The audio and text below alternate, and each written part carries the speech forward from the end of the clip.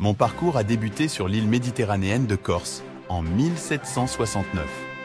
Mon père, Carlo Buonaparte, était un avocat corse, et ma mère, Letizia Ramolino, une femme forte au caractère bien trempé. Mes débuts modestes n'ont pas préparé le monde à la grandeur à venir. Enfant déterminé, j'ai quitté ma patrie à l'âge de 9 ans pour continuer mon éducation en France.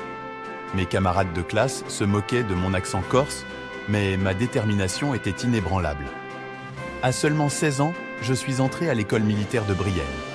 Mon esprit vif et ma soif de connaissance m'ont distingué, et bientôt, j'ai été admis à l'école militaire de Paris. Les idées de la Révolution française se propageaient, et j'étais prêt à saisir les opportunités qu'elles offraient. Ma première grande campagne militaire a eu lieu en Italie, où j'ai remporté une série de victoires brillantes, marquant ainsi le début de ma renommée. Mon audace sur le champ de bataille m'a valu le surnom de « Petit Caporal ». J'ai conquis l'Égypte, espérant ouvrir la route de l'Inde, mais j'ai été trahi par les Anglais. En 1804, j'ai couronné mon succès en devenant empereur des Français. Mais ma soif de conquête ne s'est pas estompée. J'ai lancé la grande campagne d'Austerlitz, où mes troupes ont triomphé, et j'ai établi le Code Napoléon, une codification des lois civiles qui a influencé le monde entier.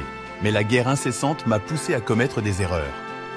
La désastreuse campagne de Russie en 1812 a marqué le début de ma chute. Mon retour à Paris en 1814 a été suivi par mon exil à l'île d'Elbe, où j'ai gouverné un petit royaume avec une poignée de partisans dévoués.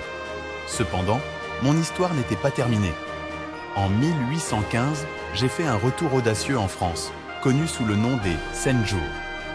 Ma défaite à Waterloo a scellé mon sort, et j'ai été exilé à l'île de Sainte-Hélène, où j'ai passé mes dernières années en méditant sur ma vie mouvementée. Ainsi se termine mon récit.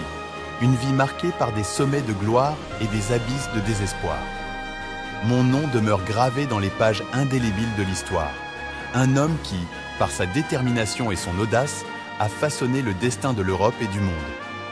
Mon empreinte sur le monde perdure à travers les nations, les lois et les réformes que j'ai initiées. Les cicatrices des batailles que j'ai menées demeurent, tout comme les monuments érigés en mon honneur. Je vous remercie d'avoir accompagné cette rétrospective de ma vie. À travers CS Récits, j'espère que vous avez saisi l'essence de mes aspirations, de mes triomphes et de mes défaites. Ma quête de gloire a été une épopée complexe, pleine d'ambition et de sacrifices. Que mon histoire continue à inspirer et à susciter la réflexion, car elle est le reflet d'une époque tumultueuse et de la capacité de l'homme à façonner le cours de l'histoire.